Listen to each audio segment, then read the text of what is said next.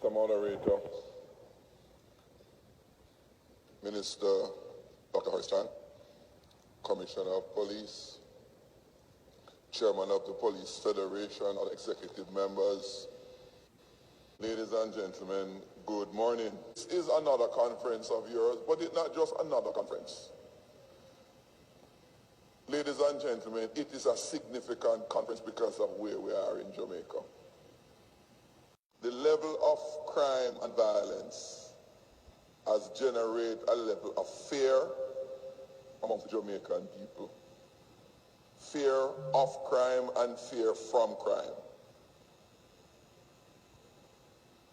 And no matter how much money you have and what quality house you have, if you have to live in a state of fear perpetually, then all of that means nothing much. Quality of life requires the absence of a great amount of fear. And you are the ones who have entrusted that task. So yes, we talk about government making life better for Jamaica. You are in the front of that task of making life better for Jamaicans in respect to the quality of life that we live. It is for that reason that your task is even more challenging this year going into next year than ever before. It is challenging, ladies and gentlemen, because after 1 year of a state of emergency, we still have this level of fear in the country. A state of emergency, as you know, constitutionally is the most extreme measure that can be taken. But yet we have the high level of fear. Something is wrong. Something not working. You don't have to take my word for it. The reality of today is evidence of it. And so it requires some rethinking at all levels. It cannot be business as usual. When the opposition calls for a crime plan from the government, it's not because a crime plan would offer a magical solution, but it levels with the Jamaican people where we are, what we are seeking to do, and what would be the requirement of each and every stakeholder, every individual in dealing with the problem.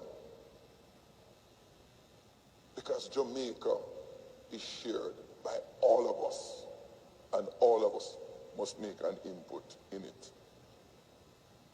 I'm mindful of the fact that over this 1 year of state of emergency, when very few, if any of the criminal mastermind have been apprehended and locked away.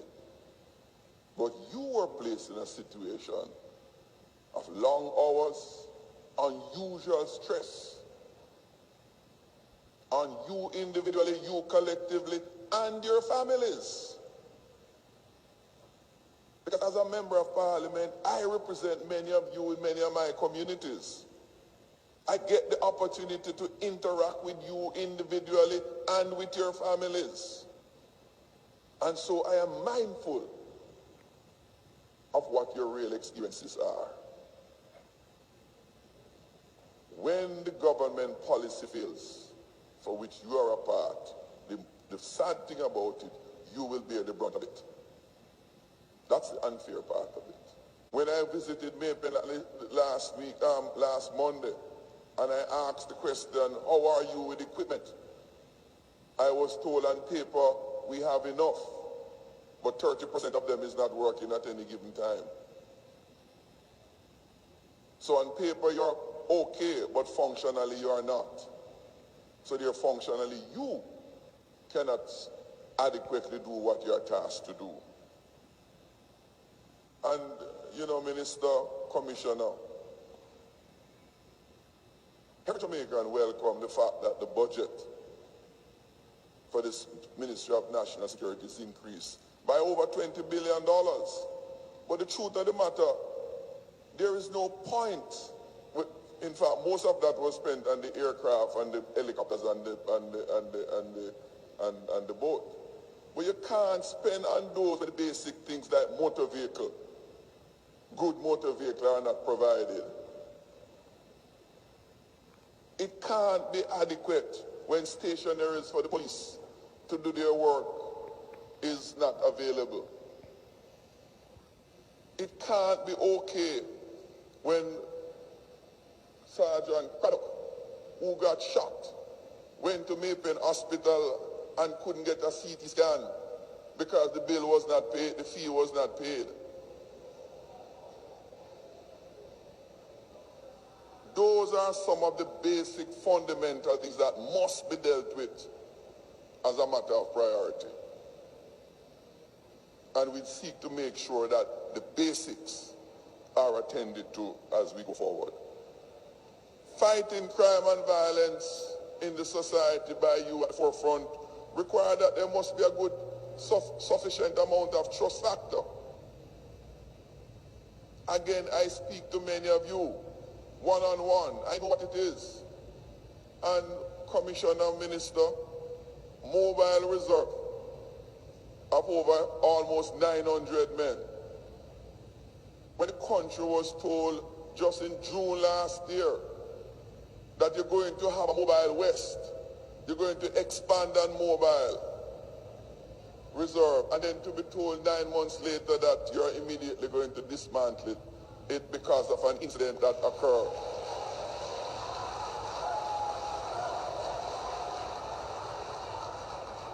You cannot build morale and trust amongst those who are going to be in the front.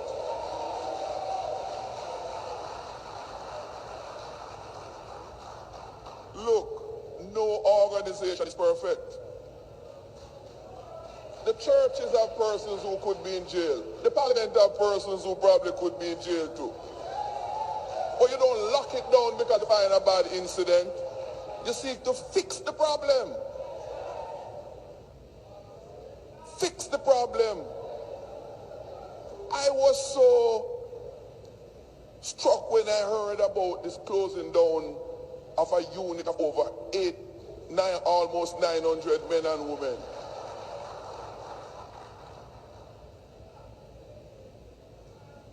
How do you scar the reputation after such a large segment of your crime-fighting force? So, Commissioner and Minister, I want to implore you to rethink that one.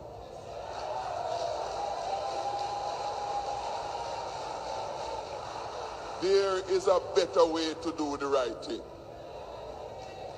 There's a better way. And there are many who are willing to assist in that. The right solution does not reside in the minds and wisdom of a few of us. It resides out there. That should be an exercise out of consultation. So, Minister, I plead with you. I plead with you. You are my good friend, and I know you will listen sometimes because you listen about the used car and you abandoned it, and I want to applaud you for that.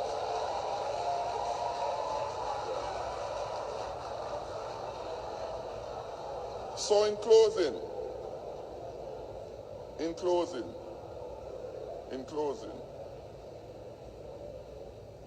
I want to say that, Commissioner, Minister, I am concerned, deeply concerned, about the seeming marginalization of the JCF relative to the JDF.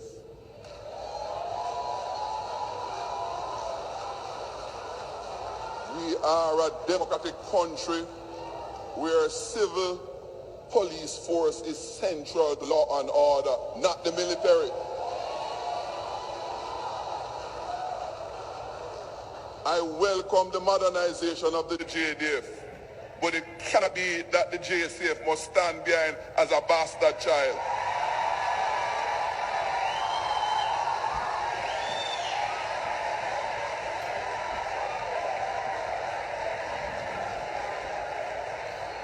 You cannot preserve trust and confidence in the men and women who are going to be on the battlefield of the leadership of government and of all of Jamaicans. There is a better way to do the right thing, and I trust that that will prevail. I wish for you a successful conference and commit myself to work with you.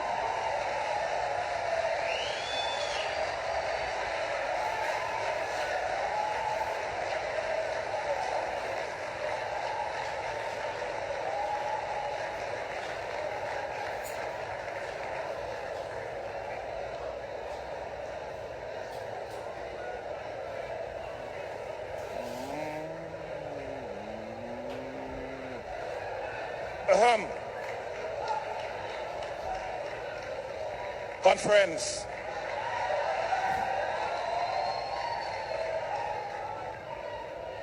We have to proceed.